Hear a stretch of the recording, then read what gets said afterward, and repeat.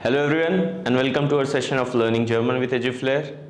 Ich heiße Vishal, my name is Vishal, and in this series we'll be learning some different grammar topics which will help you to clear your doubts. So today we'll be learning sentence structure. So now guys, there are two types of sentences. One is statement sentence, one is questions. We'll start with statement sentence. So in German we have a specific sentence structure. For statement sentence what we have is, at our first position we write subject, then at the second position we write verb. Now guys, this is the most important thing. Why? Because there's a golden rule in German language that in a statement sentence verb always comes at the second position. So you have to focus the most on the verb part, and then what we have is objects, or what I basically call is rest of the sentence. So let's take an example. I buy a car.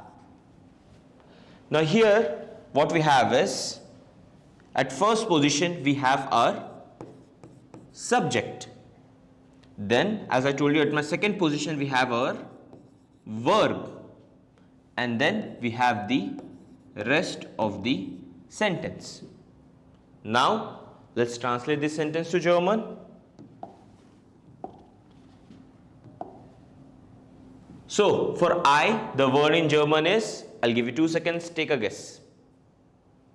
If you have taken the correct guess, it's ich. So what we write is ich. Now the verb that we have to buy in German, what do we call? Okay, so the verb we have is kaufen.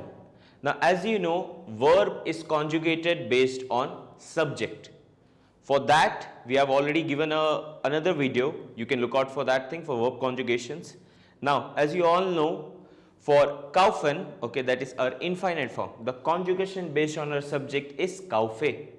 That is, we put end. So what I write is ich kaufe. Now for a car, for those who are Volkswagen fan, as you know, Volkswagen Das Auto. Now what does that Das Auto stands for? Is the car. So the word that we have for car in German is Auto, and for a car we say ein Auto. Ich kaufe ein Auto. Now let's break this one by one. At our first position, what do we had? Our subject. At our second position, what we had was the most important thing, guys, as I said, verb. Okay, and then your object, or you can say rest of the sentence. So this was the example for a statement sentence. Now let's take one more example. Okay, so I want to say I go to movie theater on Saturday. Let's take an example like that. So what will I say is, for I, as we learned earlier also, the word we have in German is ich. Now the verb that we have for to go, I'll give you 2 seconds to take a guess. So it is basically gehen, and as you know, verb is conjugated based on the subject. So what we write is gehe. Now I go to movie theater on Saturday. So the word that we have for Saturday is am Samstag, and where are we going? Into the movie theater. So what we write is ins Kino. Now let's break it out. What do we have at our first position? As we already discussed, subject. Then we have our verb, and then we have the rest of the sentence. Now one more interesting thing, guys. As I told you, the golden rule of German language is, in a statement sentence, verb comes at the second position. Now there is one thing. Till now I have given you 2 examples. In both of them I wrote subject at the first position. Now there is a twist in it. Now what's the twist is, guys? Sometimes we write the subject at the third position also. I'll take the same example for you. Previously I wrote Ich gehe am Samstag ins Kino. Ich was my subject, it was as the first position. Now, if I write this sentence, am Samstag gehe ich ins Kino. Okay, now you might be thinking, okay, that subject came at the third position. But if you see, my verb is technically at the second position. This is an object and this is also an object. So what happens sometimes, guys, is subject have two places.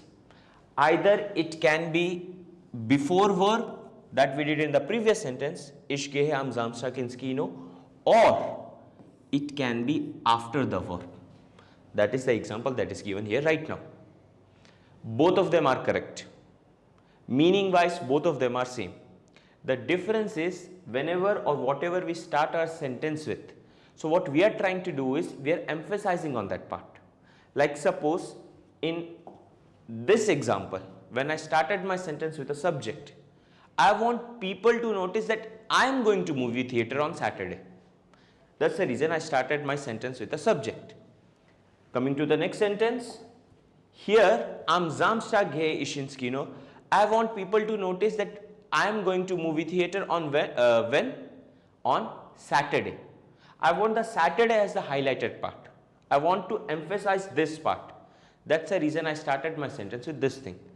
Technically and grammatically both are same. Both of them have the same meaning. It's just that how or what you want to emphasize, based on that you write. But subject can either be before the verb or after the verb, either at first or at third. Verb, again I am saying, guys, verb you have to be the uttermost cautious with. It should be at the second position. So that is all for our statement sentence. Now we'll be turning to questions. Eduflair, education driven by passion.